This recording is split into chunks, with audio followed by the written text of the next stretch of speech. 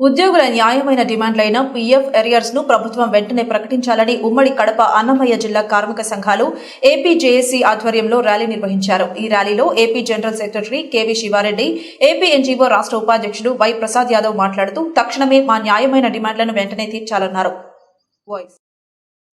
లేని పక్షంలో చలో విజయవాడ కార్యక్రమాన్ని ఈ నెల 27వ తేదీన చేపడతామని హెచ్చరించారు.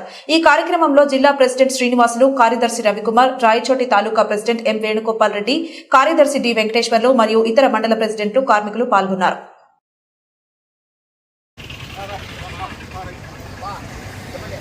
ఉద్యోగ ఉపాధ్యాయ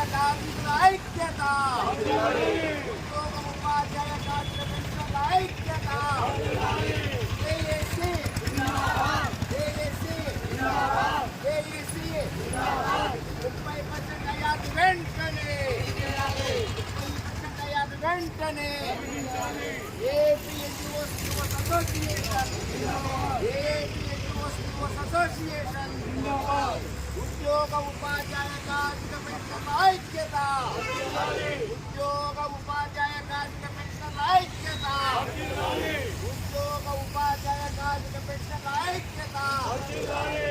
సిపిఎస్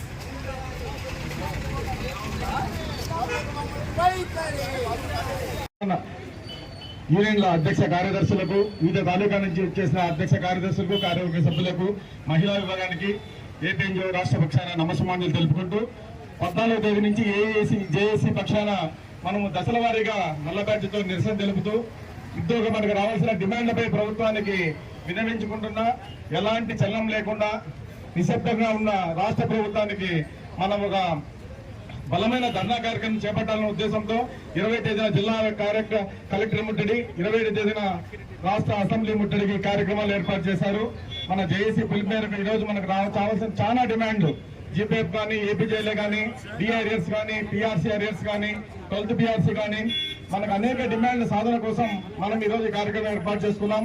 మన 140 సంఘాల ఐక్య వేదిక ఏపీ జేఏసీ అందరి ఒక ధర్నా పిలుపు మేరకే మనం విజయవంతం చేసుకోవాలని, మన డిమాండ్స్ మనము ధర్నా చేసి ప్రభుత్వానికి మన తెలిపినట్లయితేనే మన డిమాండ్స్ నెరవేర్తాయని ఆశిస్తూ ఈ ప్రభుత్వానికి చిత్తశుద్ధి ఉంటే నా జేఏసీ నాయకులు పిలిపించి డిమాండ్స్ పరిష్కారానికి కృషి చేయాలని తెలియజేసుకుంటే అవకాశం ఇచ్చిన జేఏసీ చైర్మన్ గారికి ప్రత్యేక ధన్యవాదాలు తెలుపుకుంటూ సెలవు. Thank you sir. చెప్పడం భావ్యం కాదని కూడా తెలిసింది. ఏదో చిన్నపిల్లలు చెప్పినట్టు సావ్యం కాదని దయచేసి మరి ఇతర రాష్ట్రాల మాదిరిగా మీరు కూడా ఓపీఎస్ దిశగా అడుగులు వేయాలని కోరుకుంటున్నాం. అదేవిధంగా గత ప్రభుత్వంలో మా పెన్షన్స్ అందరూ కూడా వాంగ్రూమ్ పెన్షన్ అని సాధించుకుంటే 70 ఏళ్ళు ఉన్న వాళ్ళు 10%, 75 దాటితే 15% సాధించుకుంటే దాన్ని గత పిఆర్సీలో 10 ఉండేదాన్ని 7% తగ్గించాం. అయ్యా ఉండేది ఎక్కువ కావాలని అడుగుతాం, ఎవరైనా ఉండేదాన్ని తీసేసే పరిస్థితికి వచ్చావు. అదే విధంగా ఇప్పుడు కనీసం తగ్గించేదైనా ఎక్కించవయ్యా అనడం. పక్క రాష్ట్రం చూసుకుంటే 15 చేశారు, 15, 20 చేశారు. మరి మేము ఆ విధంగా కూడా అడగలేదయ్యా, మా ఉన్నదాన్ని మాకు పునరుద్ధరించాలని అడుగుతున్నాం. అదే విధంగా 1వ తేదీ పెన్షన్ ఇయ్యాలయ్యా, వాళ్ళకి ఖర్చులు ఎక్కువ ఉంటాయి. షుగర్, బీపీ ప్రతి ఒక్కరికి వయసు అయిపోయినాక వచ్చేదానికి ఇబ్బంది ఉంటుంది. వాళ్ళు నెలలా మాత్రలు తెచ్చుకోవాల్సిన పరిస్థితి ఉంటుంది. 1వ తేదీ జీతం వేయాలంటే ఏ రోజున 1వ తేదీ వేసిన పాపాలు 15వ తేదీ కూడా జీతాలు పడని పరిస్థితి, పెన్షన్ పడని పరిస్థితి. అయ్యా మాకు ఒక రోజు లేట్ అయినా పర్లేదు, ఒక గంట లేట్ అయినా పర్లేదు, వాళ్ళకి వేయంటే అనంగానంగా 1 నెల 2 నెలలు మాత్రం వేయడం జరిగింది. కాబట్టి ప్రతి నెల 1వ తేదీ మా పెన్షన్స్ అందరూ కూడా జీతాలు పడాలన్నాం. అదేవిధంగా ఎంప్లాయీస్ కూడా 1వ తేదీ మర్చిపోయే పరిస్థితి వచ్చింది. మాకు నష్టం దానివల్ల ఏంటంటే ప్రతి ఒక్కరికి లోన్లు పెట్టుకుంటారు, హౌస్ లోన్.